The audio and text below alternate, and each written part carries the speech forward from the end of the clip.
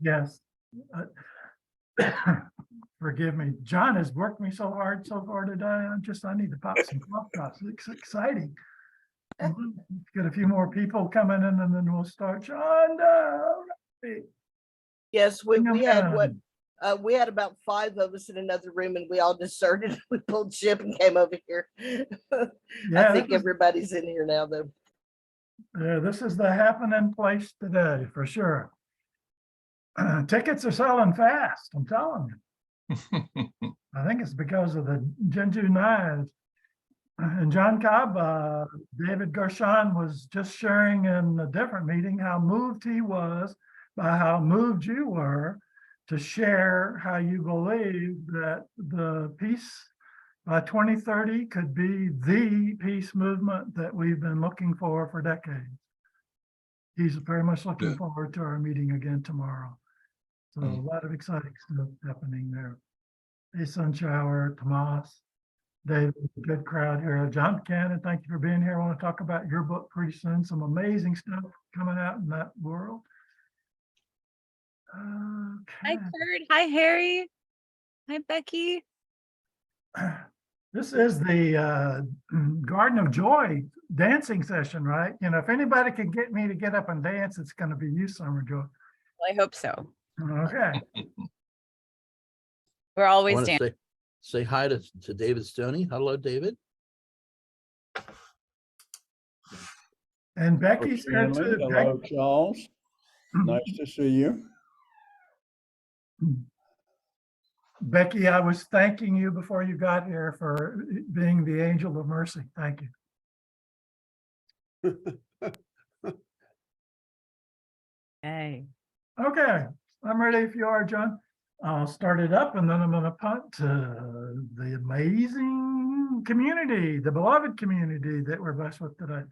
Good afternoon or evening, good morning, ladies and gentlemen, wherever you're calling in from. This is a very special session of the Living Earth movement. And John Cobb's begun to believe that it is a movement to a large extent because of the affiliations that the audience in this room right now represent, beginning with Mr. Helpful.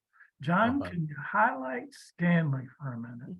I am here primarily because of Mr. Helpful and the after chat from Humanity Rising. I spent 5 days a week there for I don't know how many years, a few months. And Stanley introduced me to the Wise Ones, which is where I met a lot of the people that are on this call and continue to be blessed every week, serving somehow, learning from, getting comfortable with, oh my God, I didn't know how much I didn't know. Thanks to Mr. Helpful. So thank you, Stanley. And I heard from someone on an earlier call today, I think it could have been the hub call with John and Becky, where someone said, well, Stanley read out your whole invitation about your program this afternoon with John Cobb. Well, I'm coming, and they're here. So all right. That's good. John Raymer, this is it, right? This is what you have been bringing forth and co-creating and orchestrating. Orchestrating. So I would like to invite John B. Cobb Jr., Mr. Humility, 98 years young, author of 50-something books so far. He's published 2 in the last 4 months, one so recently we haven't even been able to add it to his new Author Central page, where most of his titles are there, and where we're amending the descriptions to drive the audience to Living Earth Movement, or occasionally to the John Cobb Legacy Fund, wherever's appropriate. But John Cobb, thank you for this opportunity. What would you like to share with us? Well, I'd like to say I'm here with great joy to meet a lot of people I've been learning about recently, and I hope to become part of a ever increasing peace movement in this country. I was appalled to find when we were working for peace between China and the United States that I didn't discover just that lots of other people were doing it. And that was distressing to me because there's no reason. Well, I mean, there is a reason why there are so many wars, but there's no reason to support that reason. I mean, so thank you for being with us today. And I'm looking forward to hearing from as many of you as possible. Thank you, John. Well, when we started looking at learning more about radical opportunities or opportunities for radical collaboration with Jon and Sommer, Joy Raymer, and I was privileged to spend 4 days with them in the desert with Tamsin Woolley Barker and Harry Yavighi, the founder, the humble founder, the Green Guardian. Oh, we're not supposed to call him the Green Guardian. The Earth Steward of Brand Earth, who just announced that 2 days ago in the One World program. So we invited Jon and Sommer Joy to come and share with us a little bit about the amazing resources and opportunities for radical collaboration. Kurt Johnson of the Evolutionary Leaders shared many of them in a special newsletter that he published on July 1st. We may have an opportunity to go through that. There was even one of the special Cobb World presentations that we shared during World Unity Week that was featured there that introduced about half a dozen of the Cobb affiliate organizations. But I'll turn it over to Jon and Sommer Joy. Kurt may jump in and share a little bit. Just being here is a blessing, all of you, every single one of you. Yeah. Well, thank you. Transformances. Yeah, maybe we should do a transformance. I think this community, many of them have not had that blessing. Yeah, no, we'll do that. I just want to acknowledge you, Charles, for your generosity and your care for so many of us, and to bring us to this chance to be with you, Jon Cobb. Oh my gosh. We are so fortunate to have each other. Now we really need to learn how to be together in unprecedented ways. And I'm here to learn and serve. That's been such a pleasure and joy for Sommer and I. And I think this idea of just pausing for a minute, let me bring up a transformance here for us. Sommer, anything you want to say as we get ready here? Well, I heard someone say, I think earlier, oh, we're here with Jon and Sommer, but I just want to challenge that we are here to acknowledge and the collective. That happen to be Jon and I, maybe focused and featured, but I feel that we are equally splashing light on all of you that are here in the room. So thank you for having us, and excited to see what happens here.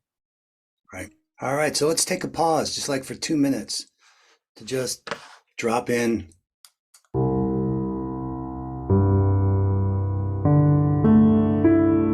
As we open this virtual space, let's connect and be present with each other. Let's get to know each other with kindness and gentleness.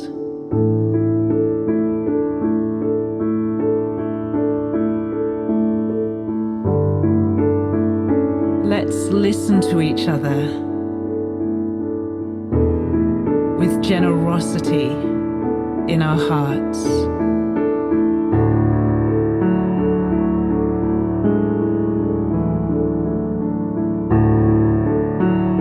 Let's learn from each other with curiosity and wonder. We are a part of nature. We are a part of Earth.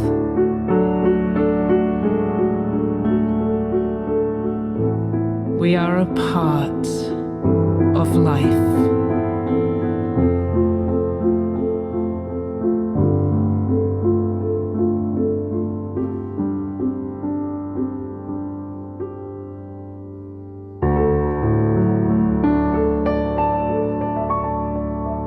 May we use our time together to add to peace and truth and goodness in the world.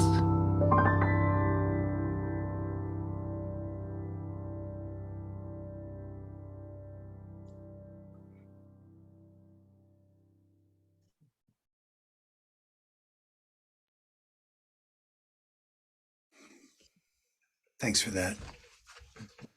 Nothing quite like a pause. I feel like the whole planet's due for a pause.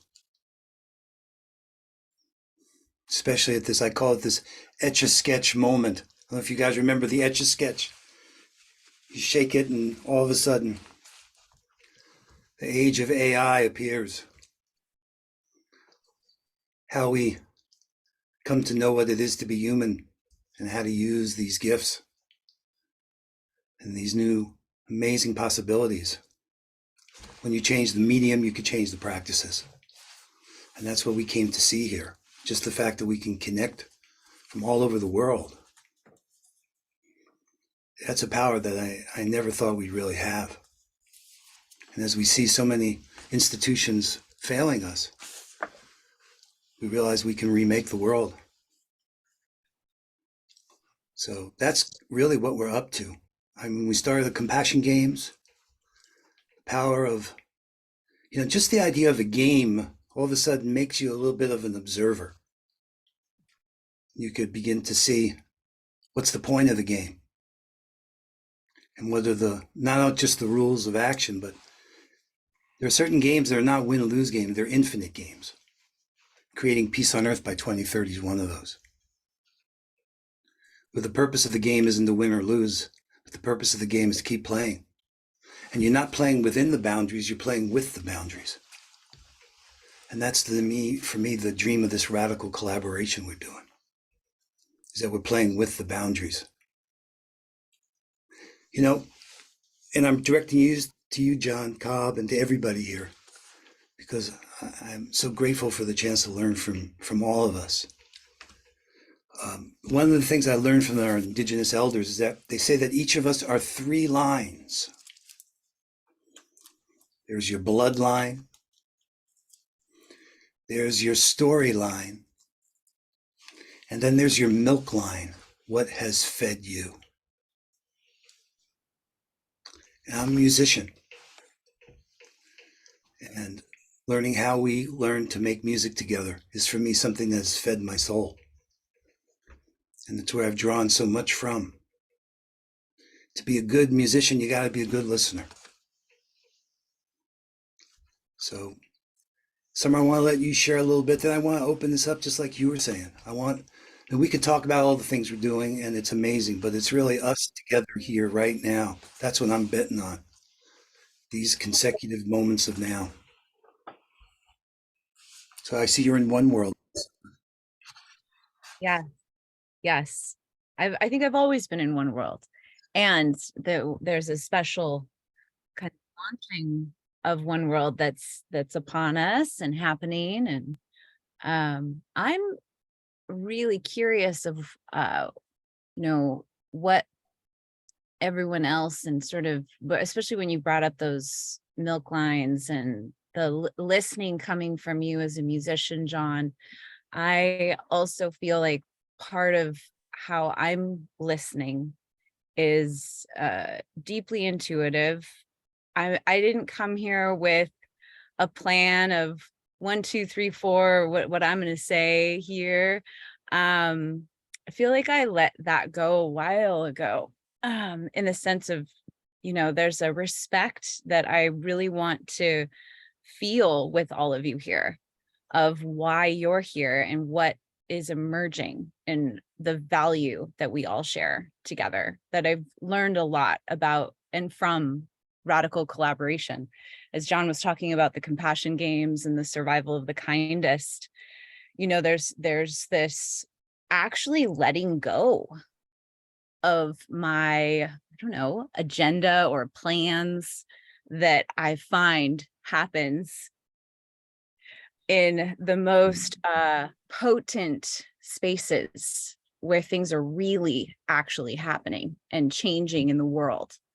And these online, what was the co-opetitions of the compassion games? These games that have been played all over the world, evolving into what was needed of these convergences, with all these different organizations that so many of you represent, of the Peace Week and World Unity Week and Enlightening Our Way Together, and this desire that we have to be together, that in those spaces where I have no plan, the most extraordinary things happen.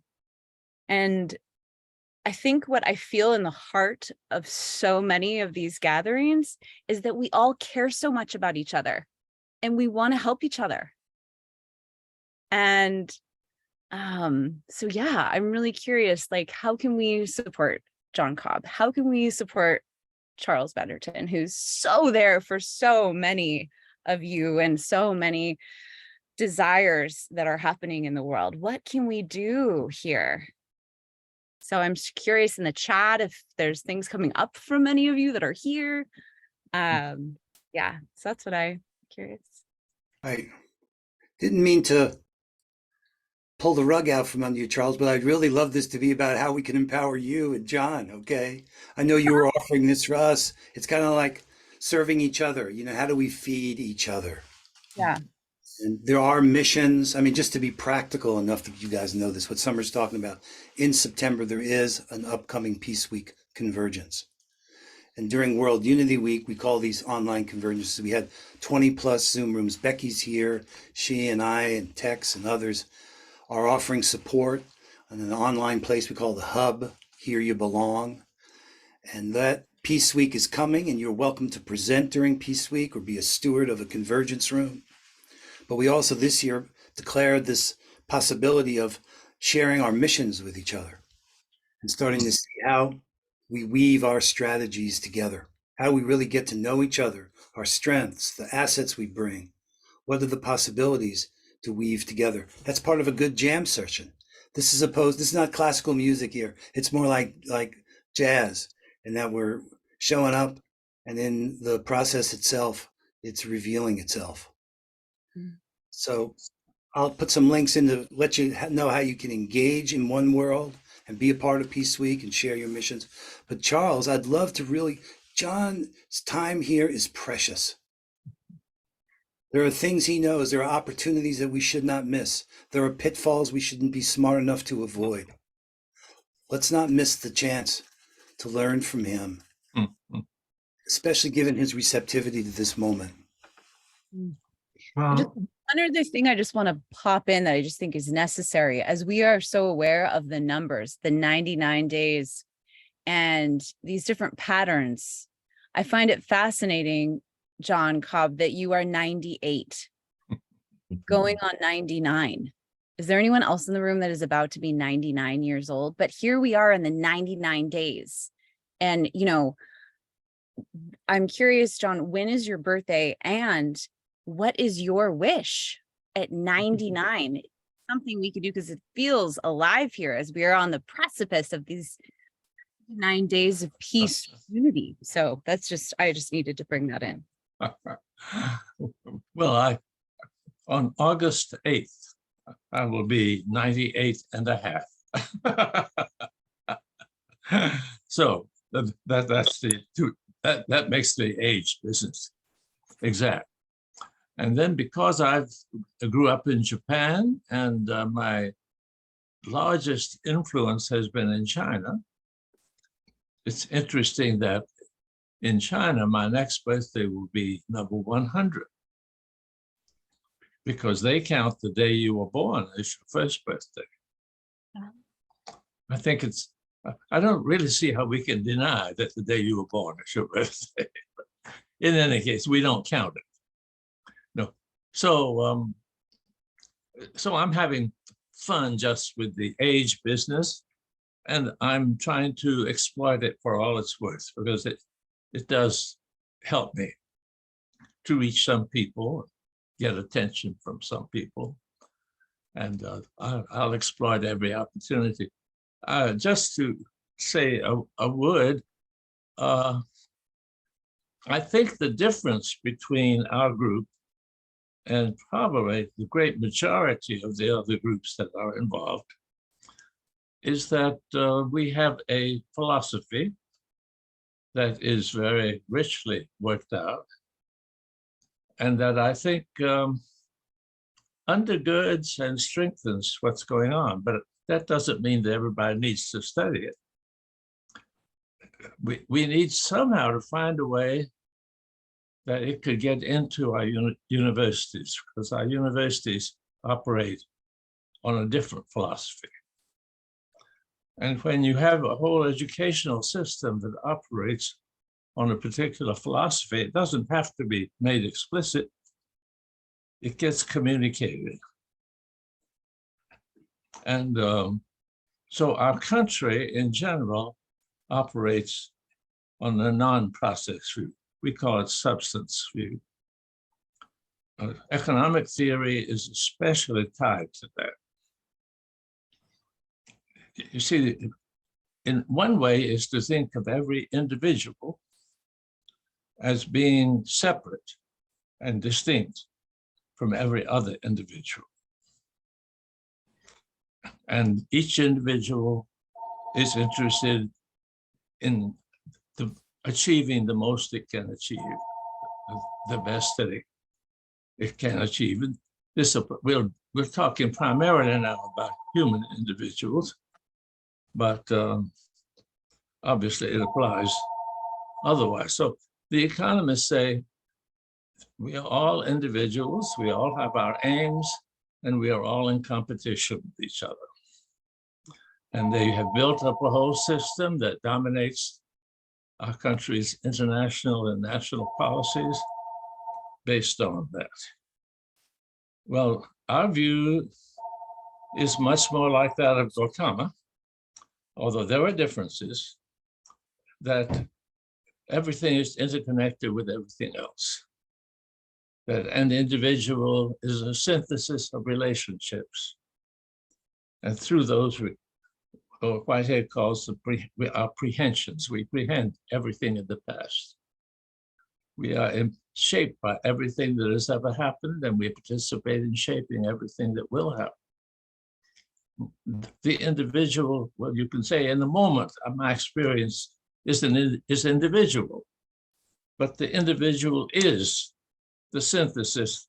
The one is the synthesis of the many. It has no separate existence. Well, these are two fundamentally different ways of looking at ourselves and at our world. And it's very much influenced by the language that we speak. Our Indo-European languages put the emphasis upon the noun or pronoun, and then you know what you're talking about, and then you say something about it. And you can talk about the same thing the next day and say something different. So it's the continuity of the same entities that our language lifts up. Chinese and Japanese, and I think Korean, I don't know any Korean, build the sentence around the verb. So it's an action, it's an event, it's a happening. We don't think that you have to consciously make this metaphysical shift in order to deeply appreciate all the interrelatedness of things, but we think that it helps. And if we have a contribution to make, of course, each one of us has a different contribution, you know that. But as collectively, it probably would be at the philosophical level. But from a process point of view, you cannot separate belief and action. To say you believe something, but then act as if it went so, that kind of stuff doesn't get you very far. So how you really, really experience the world, and then how you act out of your experience of the world is very important. And as I say, we are similar to the Buddhists, except we have the influence of the Bible, which is the only major literature that is primarily oriented to history and stories. and historical thinking did not play much role in Gautama Buddha. So historical thinking and process thinking go together for us. And so the stories we tell about ourselves, the stories we tell about our cultures, the stories we tell about our families, they're all indication of who we are. And of course, now it's very important that the connections with the sciences be worked out, because everybody assumes science is authoritative. Actually, my view is that today, science has become a vast amount of it. This doesn't affect, but on a certain range of issues, it's become dogmatic. And it's very sad. I think we need to be explicit in our criticism and win over scientists to really paying attention to the evidence rather than worrying about the beliefs that might get involved if they took this move or not. That's more than I meant to say today, but it's a way of indicating that there are some features of what we do that we don't expect the rest of you to do. We just rejoice that what you do is so congenial to our way of looking at things. And how you got to that way of looking at things is not as important as that you have that way of looking at things. I think the sense of being interdependent in a very deep way, not just superficially and externally, but our very being is already shaped by other beings. We are who we are as having the family we have. Nothing can be separated out. And the whole effort of our culture and of our universities to have departments, academic disciplines that can be separated from each other, it puts an end to serious thinking. And I don't think you are at an end to that serious thinking. I think you engaged in that serious thinking. You might find some help in our philosophy, but we are not joining you in order to convert you. We're joining you because we celebrate the fact that the things you care about, the world you want to see coming into being, is the world that our thinking leads us toward. And we can work together. And if you find any of our more abstract ideas useful or relevant, that's wonderful.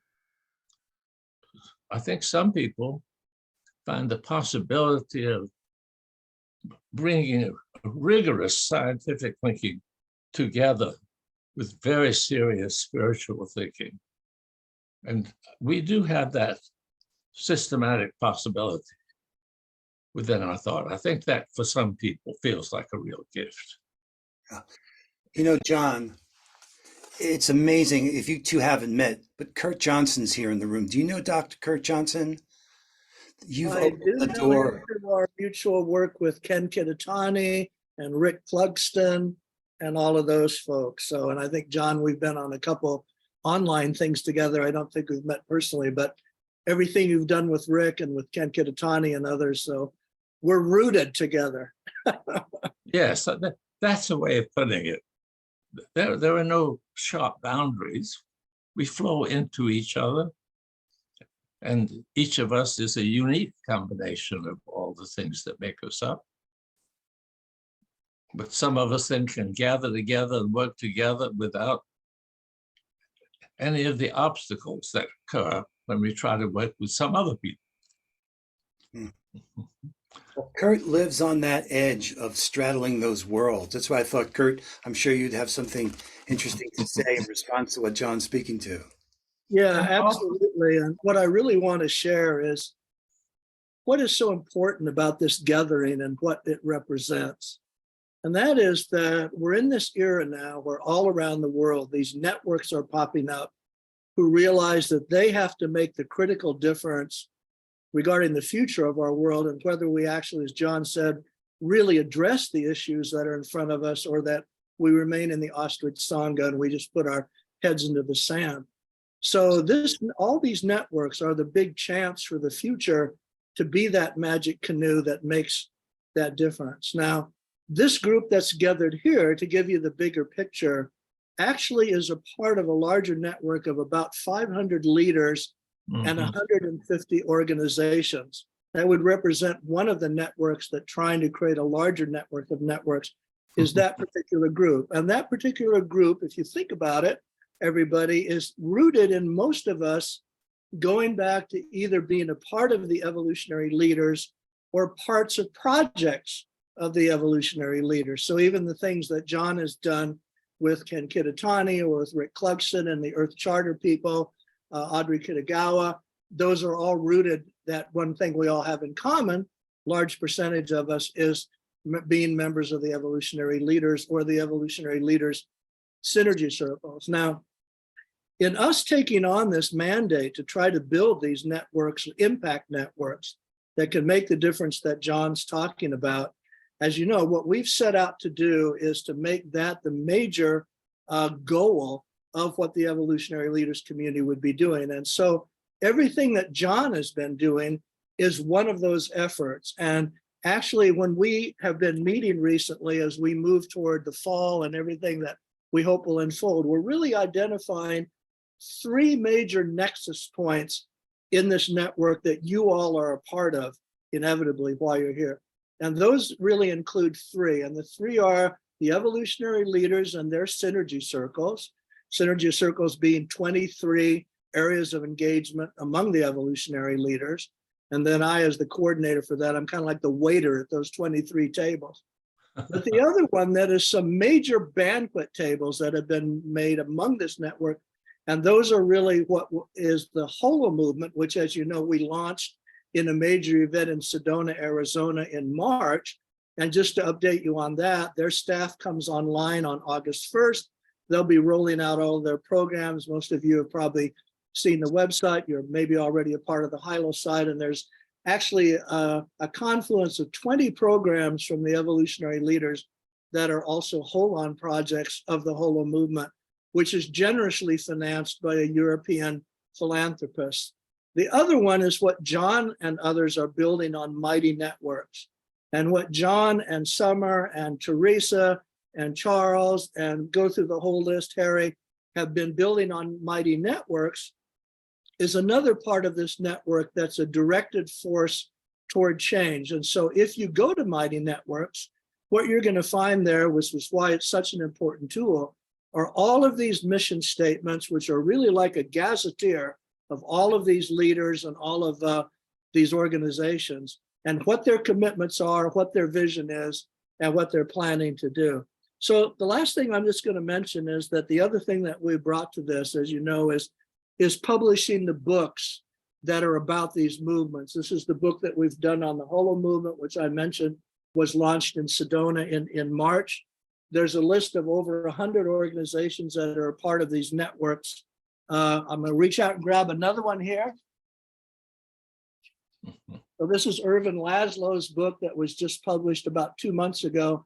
And we'll be following with his much bigger anthology with 34 contributors in October for Global Oneness Summit. And I imagine many of you here have Global Oneness Summit programs that you're planning. But the point being that, again, there's a list of another 150 organizations in Irvin's books, which are, again, trying to do the same thing that we're doing. So that's what you're a part of. You're a part of this great hope at this time that individuals, organizations, NGOs, and initiatives, the local level of all of you, everything you're doing, can actually become a gigantic organismic impact network to trim tab this Titanic and turn it around before the Titanic goes down. If we don't do that, our only option is to rearrange chairs on the deck of the Titanic, listen to the band as it goes down or whatever it may be. But what Jon was saying is it's just absolutely crucial. We have to wake up. Now is the time. I think you saw today, New York City, 100 degrees. This was the hottest month in the history of the world for 120,000 years. Those changes are happening faster than even science predicted. So we have to step up, and we have to step up effectively. And just to quote Martin Luther King, which John always does before I turn it back to him, that those who are for peace have to be as effective as those who are for conflict and war. And that's what we need to step up to. And as John said, the process view of reality is what it's all about. We live as a part of a cosmic superorganism, whether we call that God and all of its manifestations, or we see it scientifically in cosmology. We either respect that profound interconnectedness and build around it, as Harry's doing with Brand Earth, and Charles is doing, and John is doing, and Stan is doing, and all the other people that I recognize here, or this species just may not make it. So it's a critical time. So that's why we're here. And it was wonderful to hear John, wonderful to hear everybody else. Fabulous, Kurt. Thank you for all your leadership, everything you're doing. I think Marshall Gans says leadership's accepting responsibility for enabling others to achieve purpose in the face of uncertainty. And all of us as regenerative leaders right now, taking responsibility for enabling others to achieve purpose in the face of uncertainty. You know what? If I could take a minute, let me show you what I'm talking about, what Kurt is speaking to. This is One World. This is built on Mighty Networks. So I heard it called that, if you could see my screen here. And I'm in a space inside here called Missions. And each space has these different little tabs on the top. But there are here, it's inspiring to see so many different expressions of what people are committed to. This is the project for Brand Earth that Kurt was just talking about. The idea, imagine this, transforming commerce to fund a just transition to a regenerative Earth. And Harry, who's here, is doing this on the island of Manhattan, which is the traditional name for Manhattan.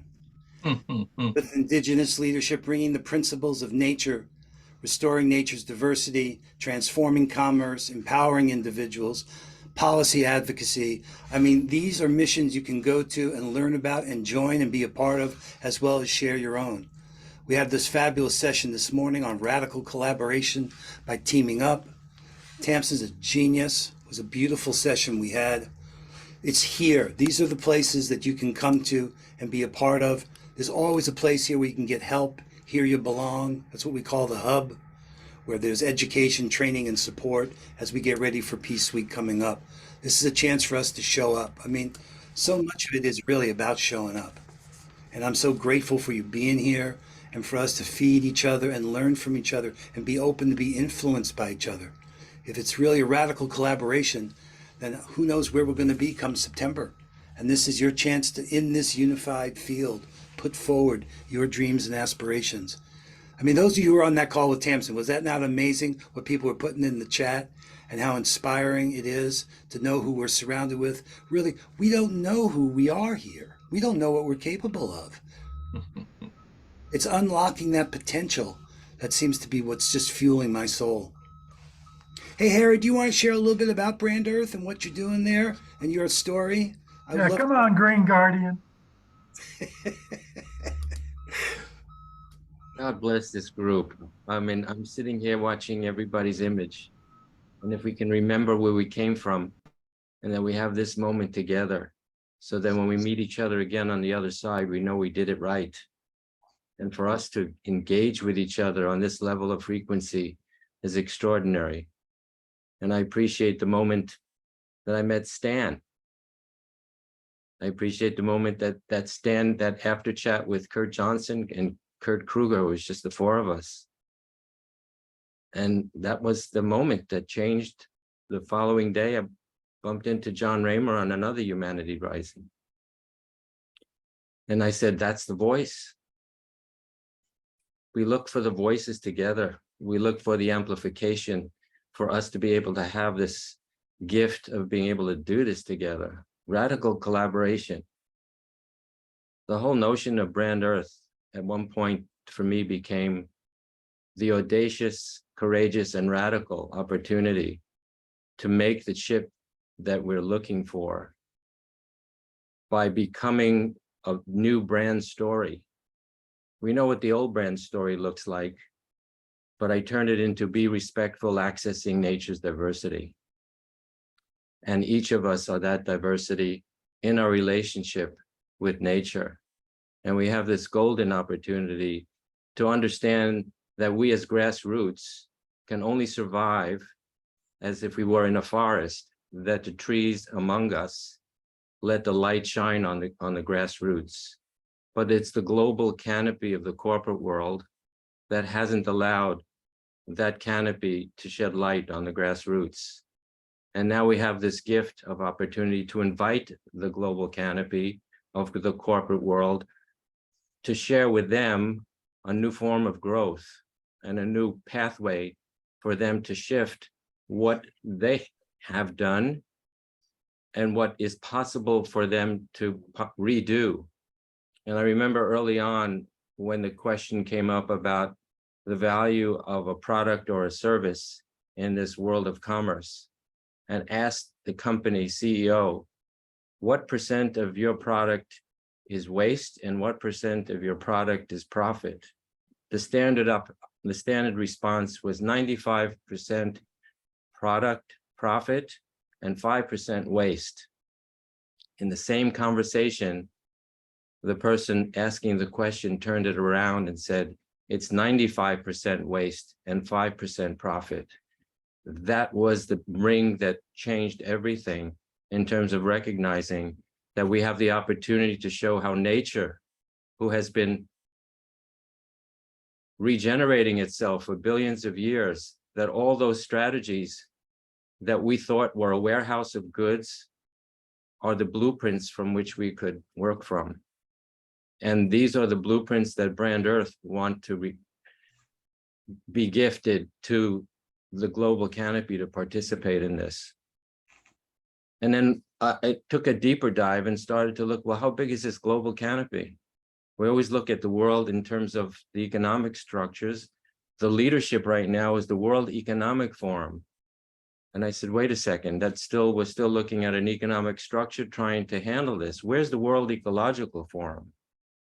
And I understand that this is the possibility that Brand Earth can bring to that story in a paradigm shift. I took the word and broke it down into 3. Fund a mental shift from where we are to where we need to be, so that the funds that flow to where we need to be across the world will be equal to what we are here sitting right now as we speak and as we engage with each other. Our body is on autopilot. The blood flowing through us is automatic. We need to have that level of currency do the similar opportunity, not have it be blocked by various opportunities within the structure of the economic system. So we have this, I put it to the point of we can take a fiat currency and compost it to regenerate ecology to finance a human economy. Because everything does come from the planet. All brands are rooted in nature and all economies are founded on nature. We have this possibility of what Tamsin looks like if we turn things upside down and look at it from another perspective. We would have broken the patterns that keep us stuck into this legend that's 400 years old on this island.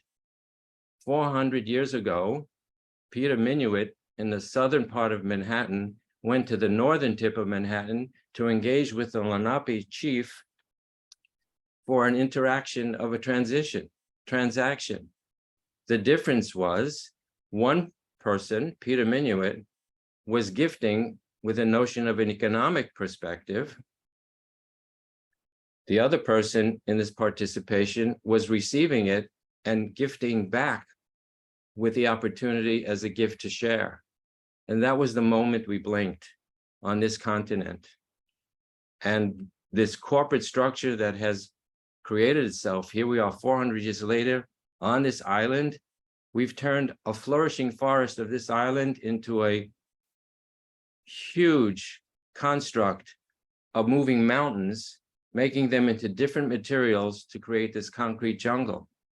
So in my nature of place, I sit here and look at the Manhattan Island And how do I become the opportunity to make a shift on this island that if we do it here, according to John Raymer, if we do it here, we can do it anywhere. This is New York, New York. This opportunity is so well fine-tuned at this point that we're collaborating radically to kind of escalate this radically to get us to the wizards on the planet with probably just a handful of people that collectively could make the change appear immediately. And John and I are working on this diligently with Charles, with Kurt, and there's Brian Russo. There's a whole team of us doing this nonstop on a daily basis. And everybody's welcome to listen and participate with us and help us move this to the next step.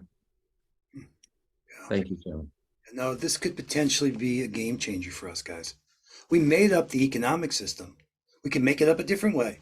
Imagine in your digital wallet, you had an Earth Pass. And every day, everybody, anywhere on Earth in any currency, anytime we transact, we put in a BIP for Earth, a little tip for Earth, 1/100%. And let that pool together to fund this just transition that we so desperately need. We have that power. We just got to get the right people in the room and get them to say yes. And I think it's getting easier and easier because things are getting worse and worse. That way it's helping. It's obvious we need to change our direction or we're going to wind up where we're headed. Well, it's so good to hear you, John Cobb, and see you hearing about these ideas here. There really is a new Earth rising. John, if we have a minute, could you either speak about or go to the Cool Block website? That's something that all of the Living Earth community would really be interested in. And Jay McDaniel in particular, who likes actions, as does John Perkins. It's all about actions and climate sustainability. Excuse me, at the local level. Block is about as local as you can get. Yeah. I could share it. Did you want me to just bring up the website? It's great. This is reinventing the world, beginning on one block at a time, right? This is where it starts. And the whole idea of peace on Earth has these PO zones, a peace on Earth zone, starting with the 6 feet around you, in your house, in your neighborhood. On your island. On your island, that's right. That's why if we can do it in Manhattan, we can do it anywhere. But this is a website for the Cool Block. And this is now David Gershon, Social Innovation 2.0, the author of that book, is behind this initiative as well. So there's the Peace on Earth by 2030. And then there's communities. In California, the good news has been funded generously to get communities engaged. You know, disaster and emergency preparedness is a great way to build community, getting people to talk to each other and know each other.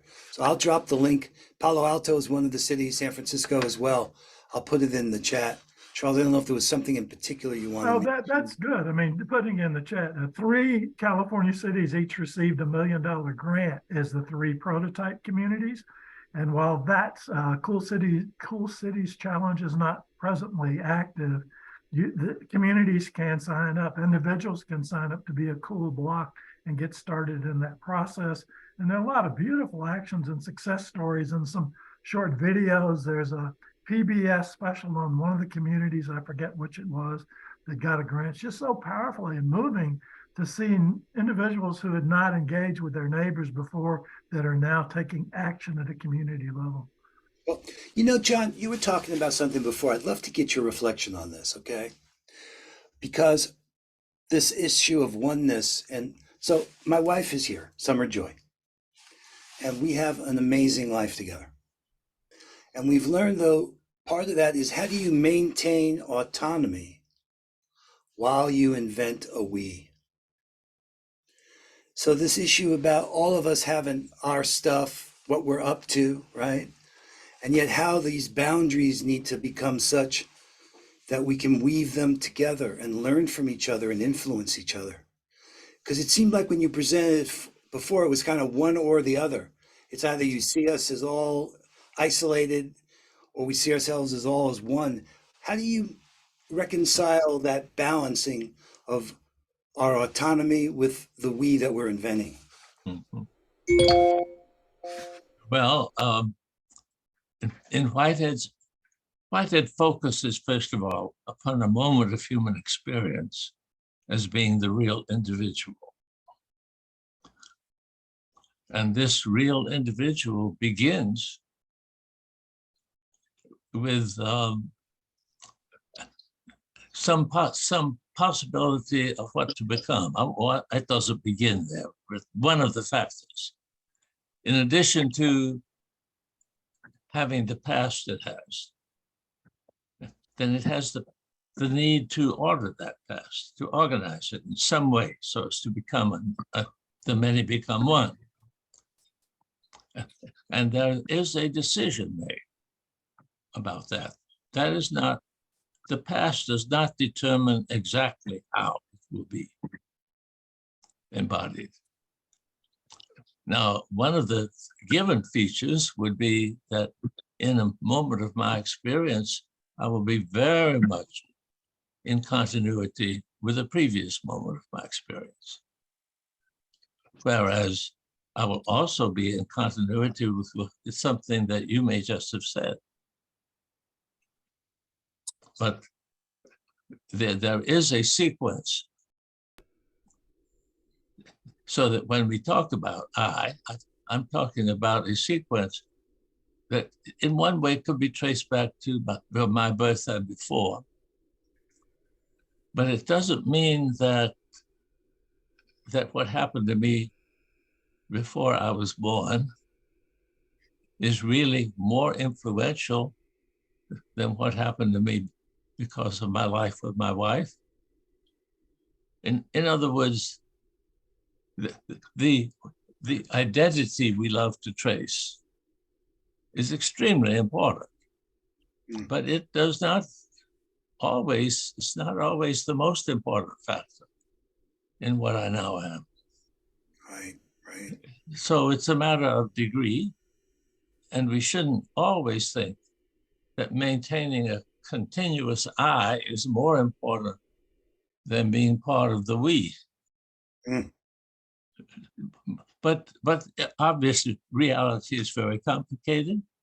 And sometimes the important thing when you make a decision is that I'm going to repeat things that I've been doing for a long time. And I'm not going to allow the fact that other people don't agree with me to shut me up. Okay, well, that's the individual that we can be proud of. But sometimes it's, wow, I've just been stuck in this particular rut, and here's somebody telling me something that could get me out of it. Mm. Then it's very important not to repeat the past and to become part of a new.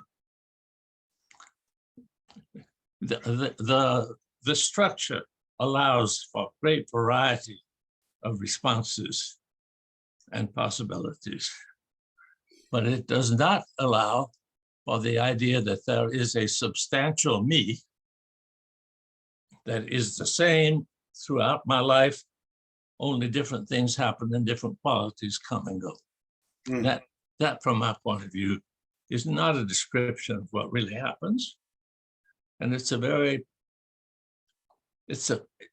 idea of it gives a sense of importance to me that is almost inevitably leads to competitive attitudes rather than to experience ourselves as a we, and what can we do?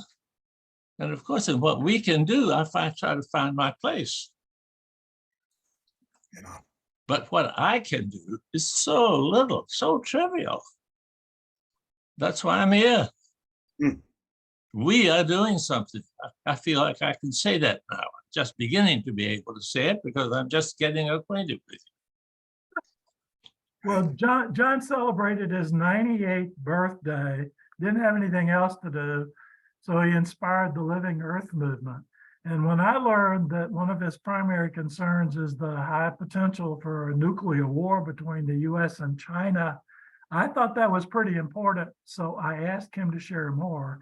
And every Thursday, except for the fourth Thursday of every month, about a dozen of us are working with John Cobb in response to a vision that he held of the possible way of minimizing the conflict between these two nations and others, and having us focus on climate solutions, obviously needed, instead of the conflict and potential war, writing a series of papers. So John, could you speak a little bit about what we're doing there and why you think that helping Americans understand the way Chinese think might be helpful? Okay. I expect most of you here would agree with me that we Americans are the victims of American propaganda. That doesn't mean it's all lies. It just means that the people who inform us care more about how that shapes us to be servants of the world that our country is trying to serve, which is a transnational corporate world, I think, primarily, than about simply giving us accurate information.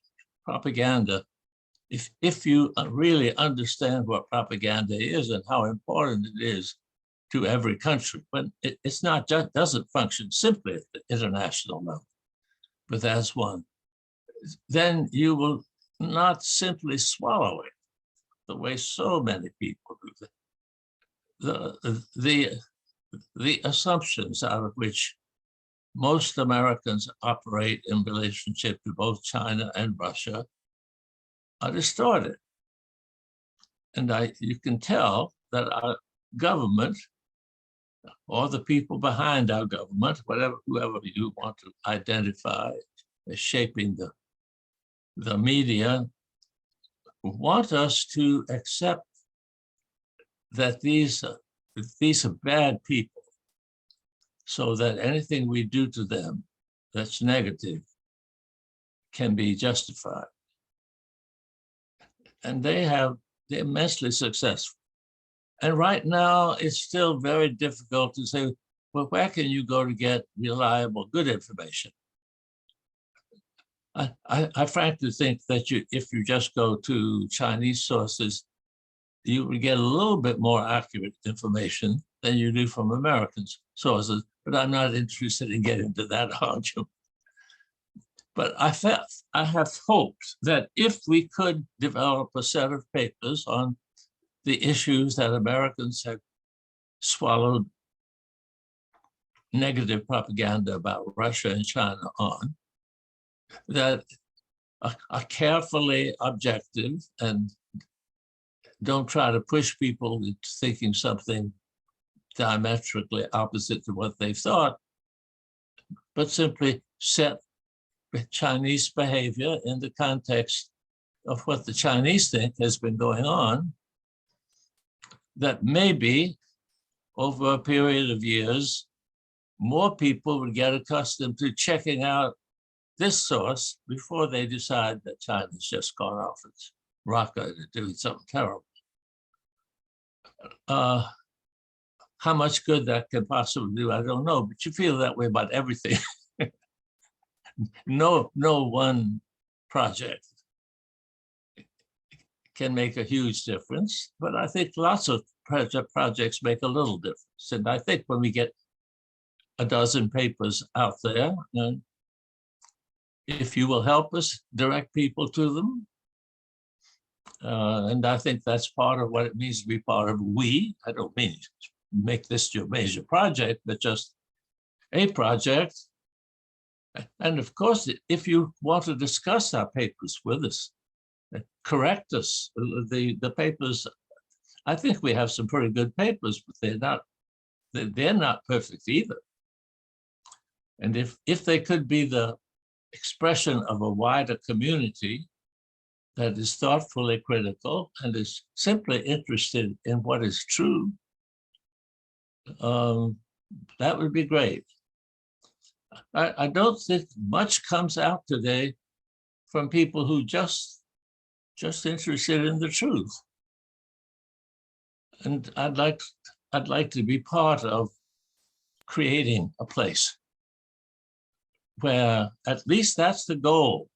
We're not trying, but we think that if we know the truth, we will be much less interested in having a war or villainizing.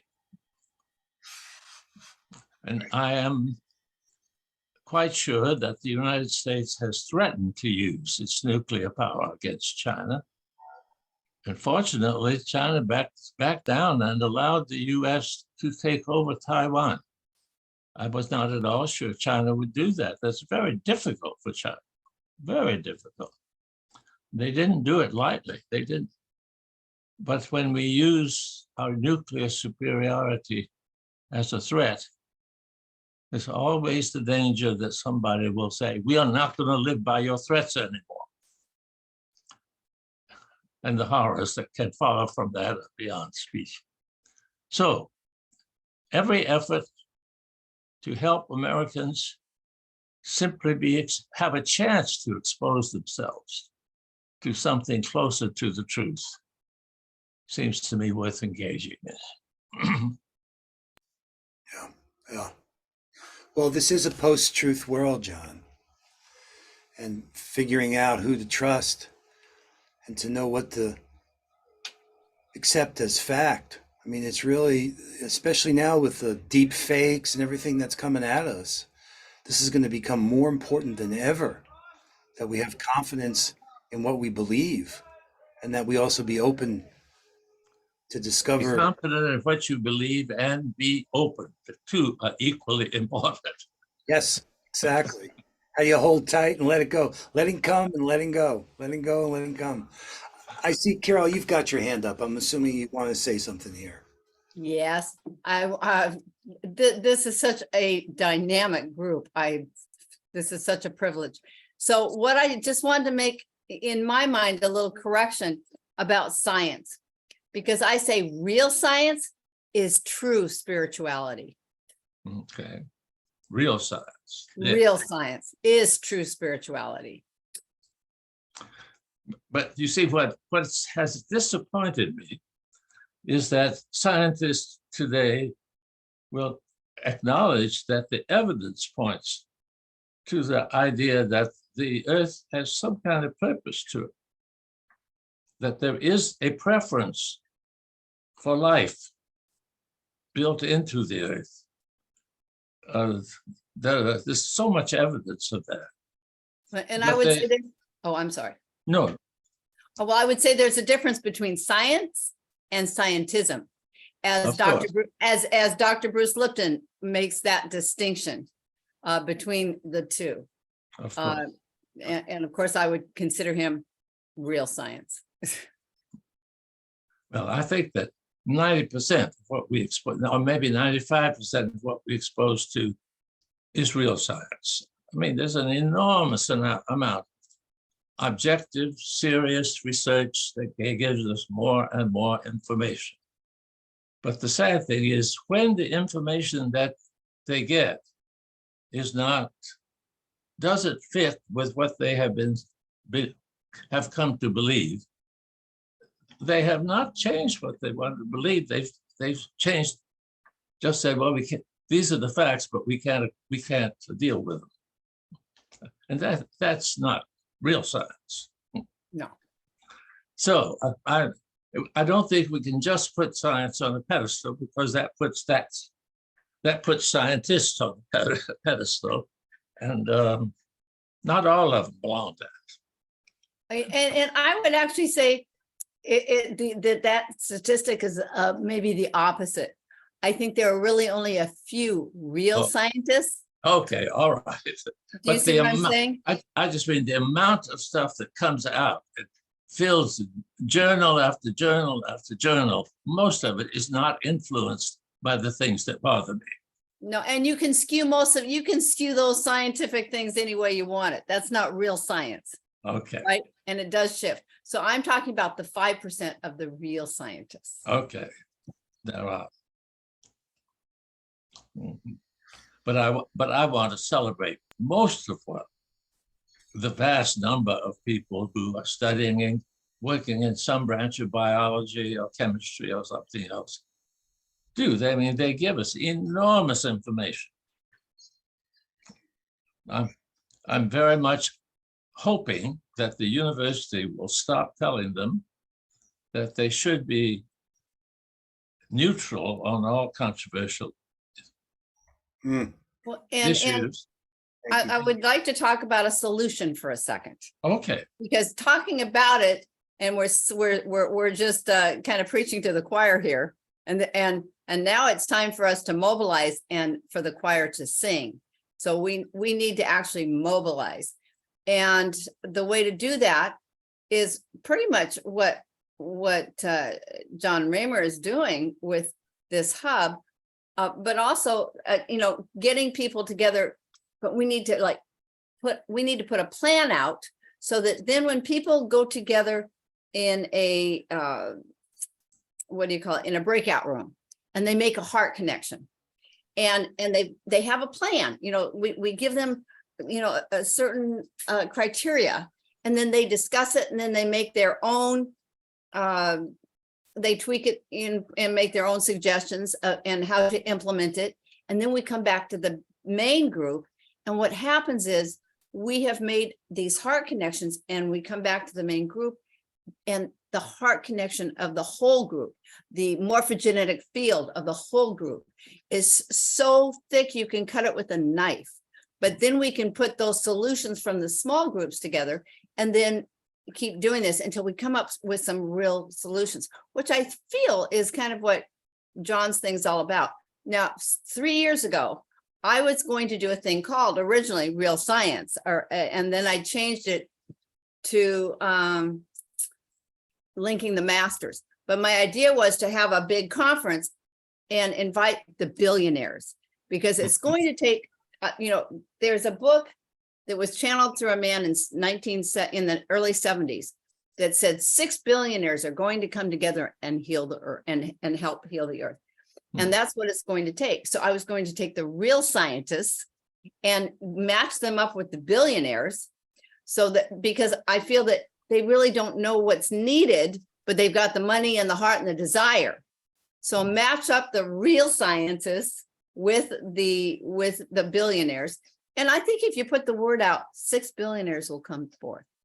Some of them are already working in the background. Well, dear Carol, so stay tuned for Brand Earth. I know you've got a treasure chest of resources, and I think Shannon and Shonda have some to weigh in here too. So thank you for bringing that in. Shannon? Thank you so much. I love listening to Carol Sue's ideas, and Charles, thank you so much for bringing John to us. John Cobb, it is an honor and a pleasure to speak with you. Your ideas are fundamentally different from what has been the norm. And my gosh, as Bucky Fuller says, we have to create a new way. And it's not going to come from the thinking of the past. And I just butchered all of those quotes, but you know what I'm getting at, sir, I'm sure. And,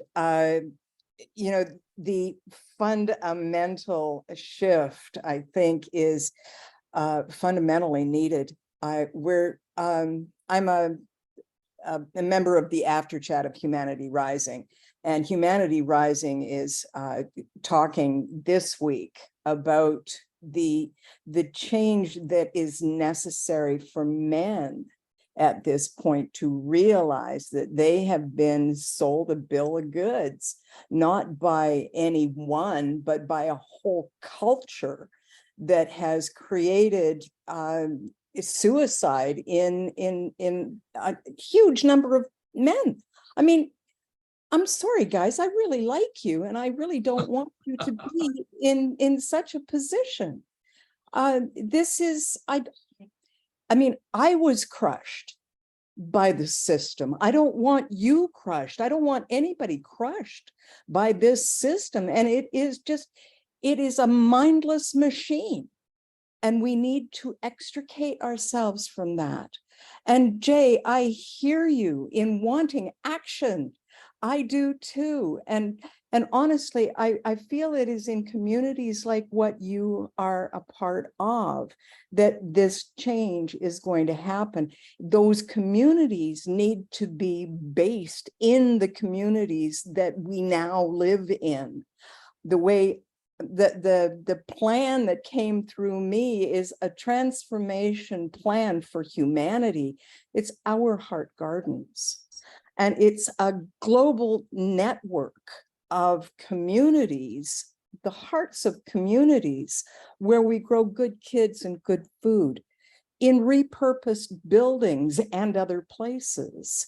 And in those places, we come together in circles and we hear each other and we heal each other and ourselves. This is the action that we need to take. This is why we are gathering here for the 99 days of peace through unity. I don't know how to make this happen. I am not a planner. I have followed guidance instead of being broken by the system. I decided I'd follow guidance because guidance never steered me wrong. I mean, I got to learn from things. But I think that is what we need to help people to find is a way to follow their inner guidance, because the one that's giving us guidance has a better plan than anything that we can put together. And yet, oh my gosh, what would we do if we didn't plan? I wouldn't be able to even go to dinner with my mom if I didn't plan. So plans are necessary, but we have to be flexible. And Jon, thank you so much for listening to me. I'm so glad to be heard by you. Thank you. Thank you, Shannon. We love your vision. Get that mission going in Mighty Networks. Excuse me, One World. Yeah. Shonda. Do we want to hear from Shonda? Sure. Then Bridget? I see Barbara's got her hand up too. Thank you so much. Mr. Jon Cobb, it has been a remarkable honor to be in your presence and the wisdom you've accumulated over these years. It is such an amazing inspiration to me today, being 66 years old, to look at you and say, I have 30 years ahead of me yet that I am going to be able to work on this peace movement. And I would like to pull us back to the topic of my beautiful Summer Joy and John Raymer and Charles and Mr. Cobb. Where do we move from here? How do we move this one world together with what we have to work with and what we've heard today? Yeah, Shonda, thank you for that. Because you know what, guys? It's not just about naming it. That's not enough anymore. So we were together teaming up earlier, where we were actually answering some profound questions about what is our role and how are you called to play in growing the capabilities that we actually need to change our direction. It was Tamsen's insight when she said the situations are caused by the patterns, and the patterns are caused by the relationships. If we change our relationships, we can create new patterns, and that'll change the situation. So with that, some of you know, I talk about shifting from pitching to pooling. It isn't like finally I'm going to show up in the Zoom room and someone's going to say the thing that hasn't been said, and all of a sudden everything's going to work. It just doesn't work out like that. It's commitment. It's awareness plus commitment and then following through. It's showing up like you did here. It's taking Jon's papers. It's not just getting those papers out. It's getting those papers read by the people who actually have some influence to make some change. We're in a situation with those with the legitimate authority don't have the capability, and those with the capability don't have the legitimate authority. It's out of balance. It's a power structure that needs to shift. And that's our dream here, is that some number of these missions are really potential game changers. And we need to get behind them and ensure their success. And that means sacrifice. I hate to say it, but that actually means taking some time and dedicating it to something other than yourself. And that has been the most rewarding thing for me. I've gained so much from being in service of the things that this community is up to. So that's my pitch for pooling. All right, let's hear from Bridget and Barbara and Jay. Starting with, yeah. Thank you, John. Thank you, Summer. Thank you, John Cobb, sir. Thank you so much. And everyone who I haven't named, everyone that can hear my voice. I have been a messenger of peace forever. So I'm going to say thousands of years. I've been coming here to help bring this energy of healing, to help bring the energy of love and light and peace and the frequencies of joy, abundance for all, healthy living, sustainable earth. These are my trademarks, my hallmarks. Freedom, the freedom to think our own thoughts, to have our own direct connection with source. These are supremely important to me. And I am a sovereign being of love and light. I do not consent to any artificial intelligence mechanism taking over. I am sovereign. I have the biology that is beyond anything that man could make. I am in touch with technologies from the stars. I have been aboard starships. I know that there are many benevolent beings that are surrounding Earth at this time. And there are many that have taken control of situations in nuclear facilities to stop events from happening, because peace on Earth is there at the core of ourselves and our souls. And I live by this every day. I am dedicated as a warrior of the rainbow. I talk regularly to great spiritual teachers like Black Elk, White Buffalo Calf Woman, the goddess Bridget. They come to me and they help me be who I am. I do clearings. I remove entities from people, from spaces, from buildings, from land, and I am strong. So if you need to contact me, if you need assistance with your journeys, I am here. I am showing up. I am fully awakened and activated, and I will not stop until peace is achieved. This is from an Andromedan, from a starseed. This is from my soul. From my heart to yours, I hope you can receive the best of the best and have hope, because the vibrations of hope, not fear, the vibrations of love, not fear, the vibration of light are going to bring us through that finish line, and we can do this together. I love you. Thank you. Thank you, Bridget. It be so. My gosh. All right. Dr. Barbara, oh my God, I'm so glad you're here. You have such genius to share. I'm glad I'm here too, although I wrote Charles and said, you know, this is becoming a full-time job, all of these wonderful meetings. And when am I going to solve the issues I'm dealing with in my life? But honest to goodness, there's been so many amazing ideas today. It's just, it's so fertile place. This is like deep master gardening that we're doing, deep master gardening. And I don't want to just talk about my thing, although I think it's a big piece of the solution. You should. Yes. And I've decided to change my mission today. The mission, I've decided to change it because it's just time to take what we're doing in Ukraine and really show how it's working. So there's that. But Wait, Barbara, I want people to know a little bit, give you some background here. Barbara moved on September 11th, 2001. That's the day she arrived in Ukraine. Has been an educator and peace teacher there and had to leave recently because of the conflict, but she's still working in support of her students and teaching peace in Ukraine right now.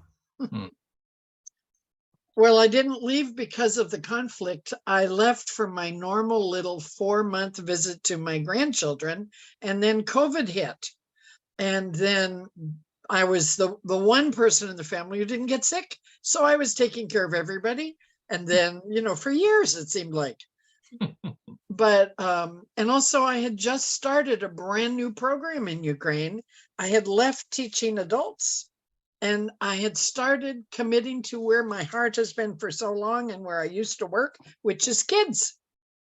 And so I came back and I was all filled with that, and then COVID, and then of course the invasion.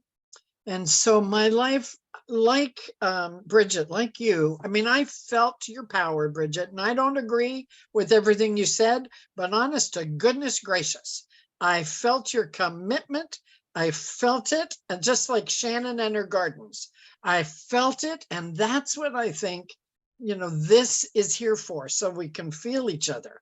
And knowing a little bit about each other really helps. And as you were all talking, I was making lots of notes and drawing pictures of what does collaboration look like.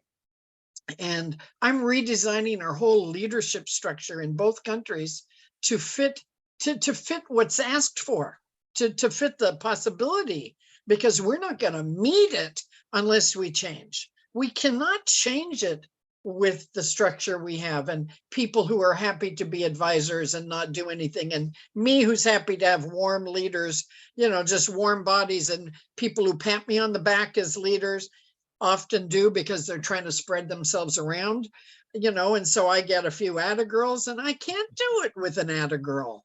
This is way too big. We need to team up, and I'm bummed that I missed this morning's thing. I don't know how to do it. I guess I was trying to live a little bit of my other life, but you know, it is so incredible. And what I just want to share is that what I'm learning right now, I am in the middle of this chrysalis moment where everything I've done my whole life, I go to the gap wherever there's a conflict and I work there. I've done that my whole life, not on purpose. It's just, I am the person so often the first on the scene of an accident in a road. I am so often the first on the scene of a revolution that's starting to grow. I mean, it's just, no matter how much I pray for it to be fun and easy, and like, you know, Annie Mame is who I wanted to be as an old person, you know, I'm nothing like Annie Mame. I couldn't sit still for Annie Mame for 2 minutes. And where I'm at right now is, as I look to why have I not done this before? I had to ask myself a question last week. Why have you not done this before? Why have you not just claimed the space and told people what you needed?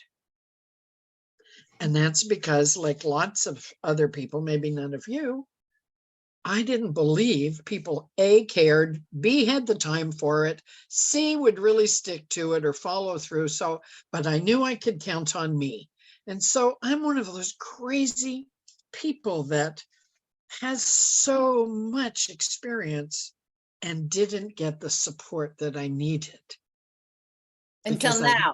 Well, not even now. I mean, I've been working on changing it, but thanks, Carol. So yeah, I appreciate And that. I just want to tell you, you're such top drawer. You're top drawer.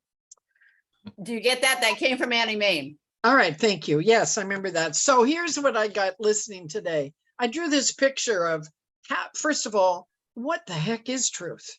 I mean, I really want us to see what would happen if we put it, if we were using a Mentimeter now, which is something I use in Ukraine, to have everybody put in one word and the picture shows up on the screen. If I don't know if we could agree on what's true, but it would be a fun thing to see how different it might be. And then if that's true, that it's really different than we thought, then what if we put all those things in and we just keep like teaming up them? Well, those two things are kind of similar, and those two things, and then we've got, you know, 18 instead of 25. And then we take those 18 and then we've got 12 and then we've got 8 and then we've got 3. You know, and so we need some kind of vehicle to do that. And maybe somebody's got that already. And then we have to learn. Like if somebody says we just have to tell the truth, I don't know that I know it. I can tell you what's true for me. I can tell you what I know for sure right now. And the biggest impact of the past 3 years since I started the Understanding Peace Project, which is the result of 40 years of peace advocacy and walking in the trenches, is that the biggest thing that happened, I never would have put on a plan. I wouldn't even have imagined it. I didn't even know it was possible. And I believe that, like John Cobb, that he's all, those things about birthdays, I tell my grandkids, hey, you don't have to wait to be a teenager. When you're 12, you already are. You finished your 12 years now. You're it. So just go ahead and be what you want to be. So what I understand is the greatest thing that ever happened in the past 3 years is what's happened in the past 3 months. And that is, by the nature of a war, which requires people to just like drop all the superficial crap and just deal with what's real. And then by the nature of these teachers and this is public school, these teachers and these kids that we bring our project to, they don't understand the language. They don't know what's true about it. The philosophy doesn't make any sense. It's all brand new and they're all scared. And by the nature of the fact that there's all this authoritarian education system that has to be revised, you take all of that and we were so naive at some level, maybe not, but we gave this curriculum to people who didn't know how to use it. And when they said, well, what do we do? We're really scared. I said, you trust each other. You trust each other. And we're here 24 hours a day because I'm 12 hours away from you and they're 10. And so we gave them this thing that they didn't know how to do, as simple and as inspired as my pen able to catch the message of the spheres was. And we gave it to them and we told them they could do it and that we stood with them and we walked with them. And what happened was, because the teachers, which I don't even like that word, the educators on both sides of the learning process were discovered that they were newbies, that they didn't know anything about what they needed to learn about. And so therefore they had to rely on each other. And in that relying on each other, all the old mores and all the old rules all started to fall away because the props were gone, because the war is so hard and compelling that people's hearts are cracked open. And that's when change is possible, really, when it hurts so bad. And so what's happened in the classroom, and we've measured it for 3 months now, harmony has emerged where before there was just chaos and pain. There is a relationship between teachers and educators on both sides, students and teachers, of respect and collaboration. We unwittingly created a collaborative process. And it is so flippin' exciting that the teachers are weeping when they come to the webinars to share their stories. And when I'm telling some new person who I want on our board, I'm weeping, or they start weeping because of what's possible. Yeah. So that's what I know for sure today. And to me, it's true that when we rely on something greater than our needs, that the universe will provide it. Thank you, Barbara. Dr. Barbara. Thank you so much. Oh, I put your website link in the chat if you want to. Oh, my website is a mess. I need somebody to help me do a website. Oh my God. Or pay for it. I don't have time to do it, but Put your email in there. We want to hear from Jay so we can also hear from SINE Network before we let Jon and Sommer joy dance away. Jay. Well, I don't feel competent after hearing Bridget and Shannon and Barbara, but I think I'll offer a word from the process perspective if I can. First, just a little about me. I live in Arkansas, and I'm a Christian influenced by Zen Buddhism, and Zen has played a profound role in my life for a long time. And it's had me attentive to the reality of the moment, of which John Cobb was speaking a little earlier. So I, like John, think of myself as a series of moments, not as a thing that endures unchanged over time. And a little more about me, but then I'll just make the point I wanted to make. In my local context, I do volunteer music making and memory care units for folks with Alzheimer's. And I have to say that's one of the holiest experiences. I do it twice a week. And it's one of the holiest experiences I have. And I think of it as contributing to peace. But at a very local, immediate, here and now level. It's not public policy. It's not really changing the world in an overt way, but it sure is a pocket of joy and of healing. And I think that's what peace is about. And also, my wife is going this very evening to her first session to be a master gardener. And she's gotten me interested in gardening. And I'm learning to be a gardener. And she's the expert, I'm not, but I've got a little garden in my backyard. And I water it every morning. I lost my tomatoes, but I sure have some good cayenne peppers. I consider watering that garden and caring about that garden an act of peacemaking. And I actually don't think that that is less important than macro concerns. They're equally important. So that's why I would like to put forth what I take to be a process approach to peace. And I'll just do it in an image. It's the image of a four-leaf clover. And it seems to me that what we're about is, here's the four-leaf clover. One leaf of the clover is about holistic thinking in organic, interconnected terms, and typically it involves reference to something more than ourselves, which is a source of guidance. It can be nature, it can be God, it can be the celestial beings, but it's something more than us.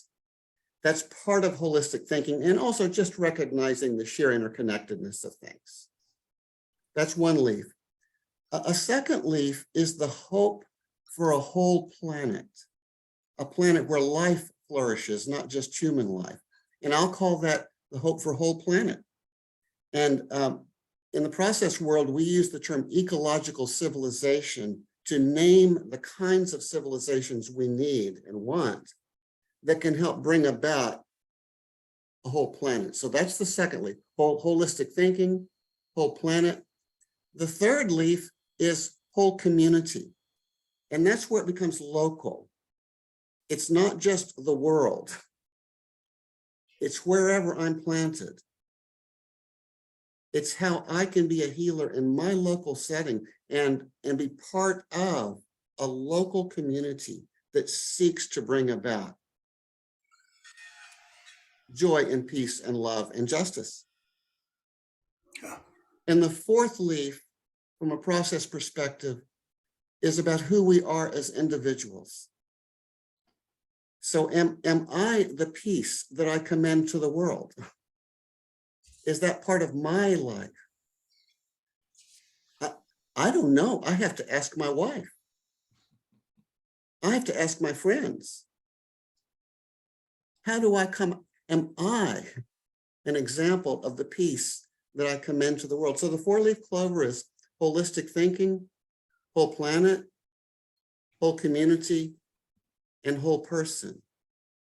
And I think from a process perspective that we bring to this discussion, all four leaves are important. And we can't neglect any of them, actually. So that's my little process pitch, but I hope it helps in some way. Yeah.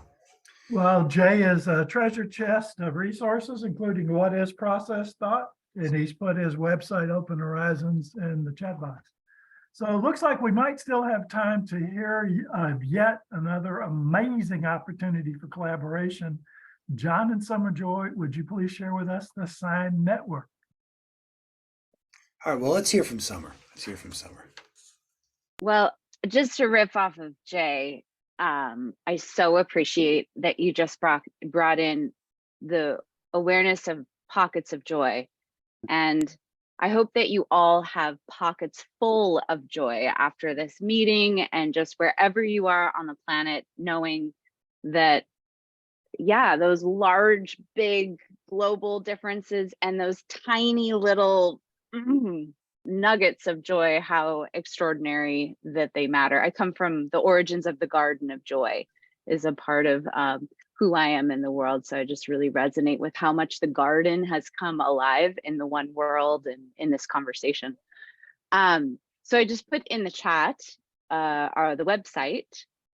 This is such a full, rich time. So I don't know how much time we really want to take to do that, but a synergized impact network exchange is a part of the work of the compassion games in the world. And there's a lot of great ways like the Mighty Network and One World and the convergences.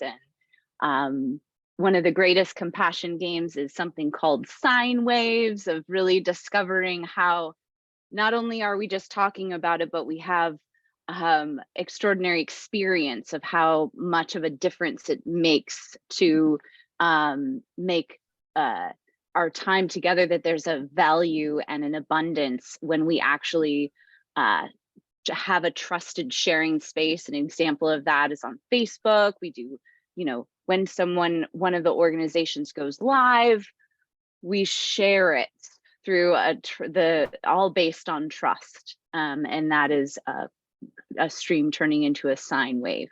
And there's lots of information about that on the website. Just thank you. I'm gonna, just feeling. The thing that Sommer's pointing to goes back to what I was saying earlier about changing our relationship to create new patterns. So that we're admins on over 350 Facebook pages.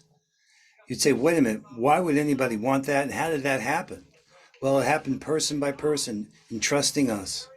And with that trust, we're able to actually do things in support of all of us that are really unprecedented. So we call the SINE Alliance a network of social innovators that are committed to behavior change at scale through radical collaboration, innovation, and what we call unprecedented unified action. And that's what's happening on One World. That's where we're making our home there. We want to go beyond the collective impact to actually have a synergized impact.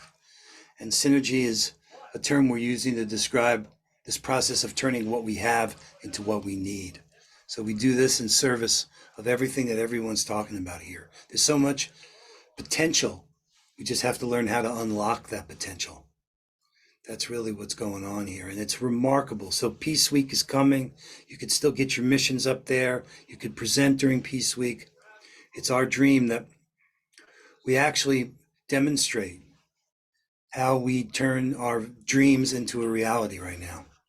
Our future generations are calling for us. Yes, sir. I've heard a couple of representatives of organizations asking in their meetings recently, how can we reach more people? How can we share our message with the world? Could you explain just a little bit of what that means to have 350 social media accounts blasting something out in a sine wave? Okay, here's a way to think about the curriculum of SINE. The word is refine. That's our acronym.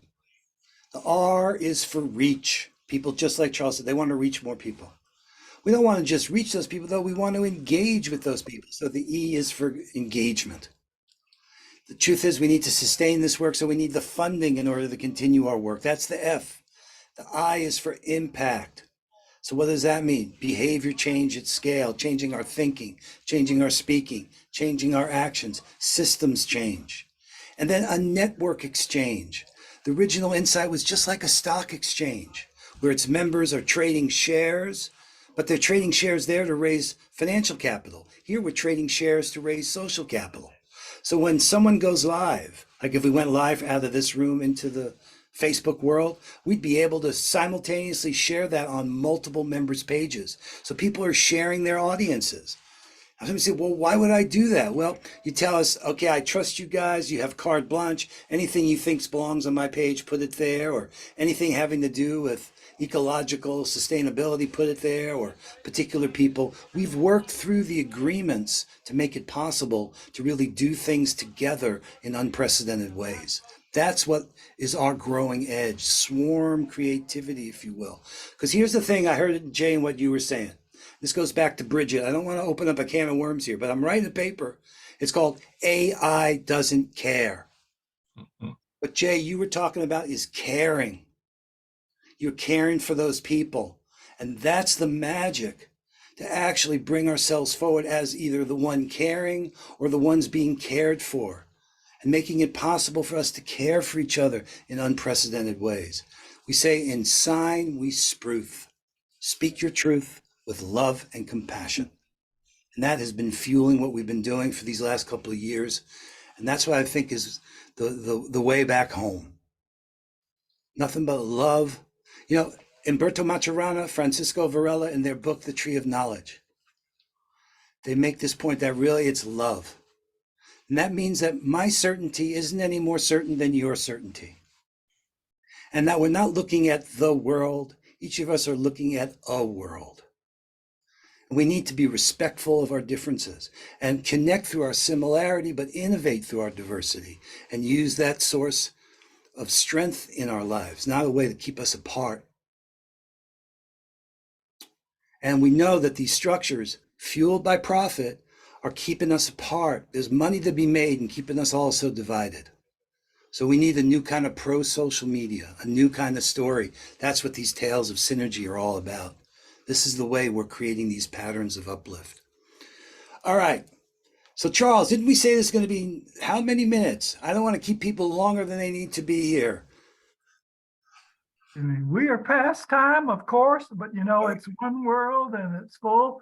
And I would say, let's let John Cobb come back in and share any parting words with us. And if you have time for one of those beautiful Gary Malcolm. Close with the transformance, yes. Thank you. John. John? Well, I think that we are on the way for the many to become one and to be increased by one. That's like the language of Whitehead that we like to use. I've certainly been affected by the people who've been speaking. And I think we've all felt that we are not competing with each other. And people have spoken of the fact we come from a culture that primarily emphasizes competition. That, as I say, our academic theory is based on that assumption. But the metaphysics that operates our universities is also one that encourages the notion of getting ahead of other people. But wherever cooperation develops, something entirely different happens.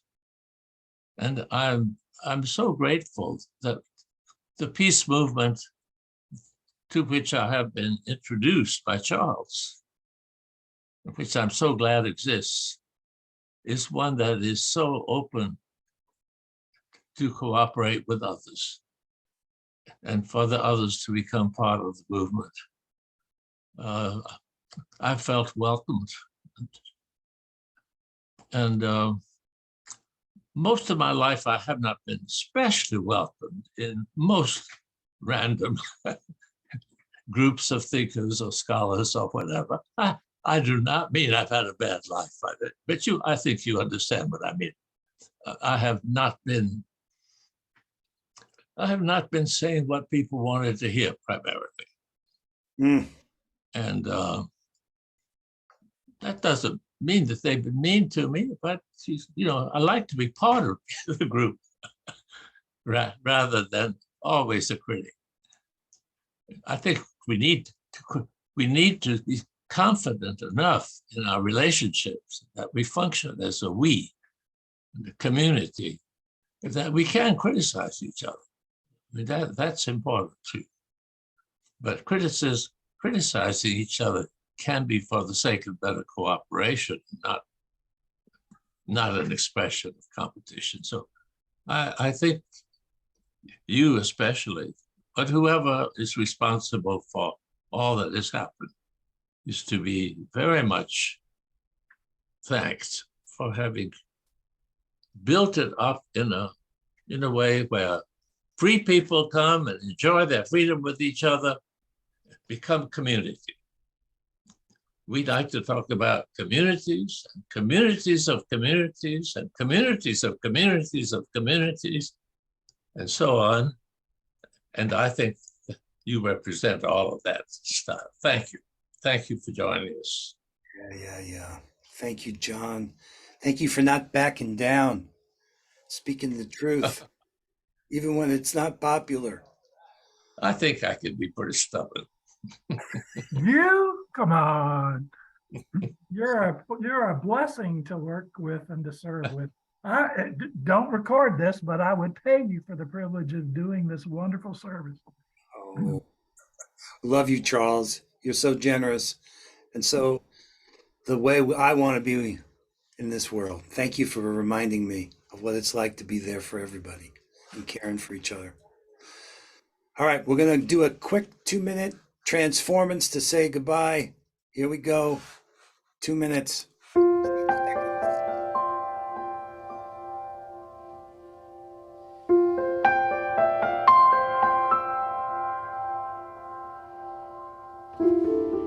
Let's close our time together with a moment of silence.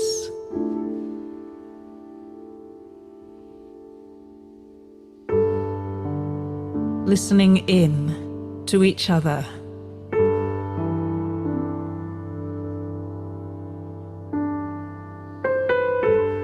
Being present with each other.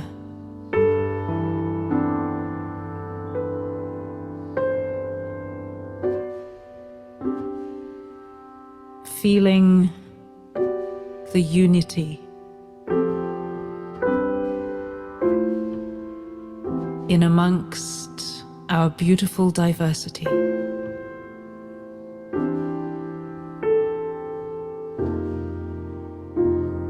And let's face forward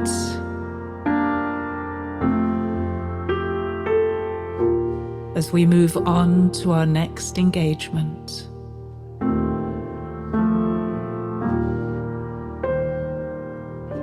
Taking with us the essence of this experience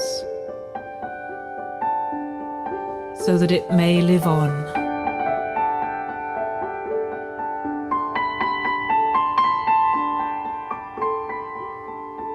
As we continue moving through life, creating new experiences and building on what we've done together today.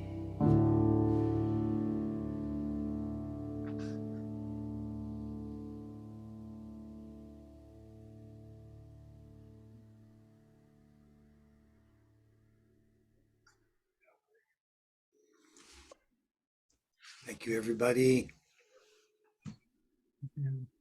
Thank you. Thank you, Jon. Everybody.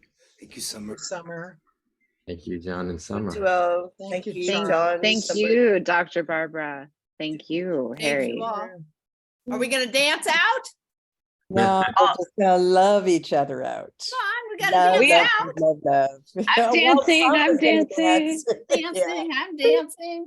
I want to sing a little song.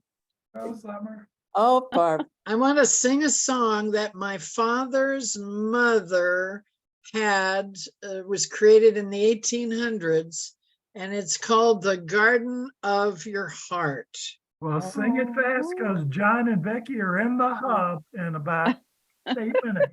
There is a garden that I long for, set in a golden land, life 'neath its skies of glory, flowers bloom on every hand. Come to me now, my heart is waiting, never again to part. Love is divine, and heaven shall be mine in the garden of our hearts. Beautiful. Now, Beautiful. thank you so much, Dr. Oh, Blair. for all of us cosmic gardeners. Oh, yeah. Thank you. Oh, you guys Thank are everybody. so amazing. Mwah. All right. Stay tuned for Summer Joy's Garden of Joy. We'll all be dancing. Oh, It's amazing. I'm It's the most waving. extraordinary presentation in a print book I've ever seen. Oh, thank you. Oh It will. my It's gosh. gonna happen. It's gonna happen. It is happening. It has happened. It's happening. Yeah. It's happening. It's happening.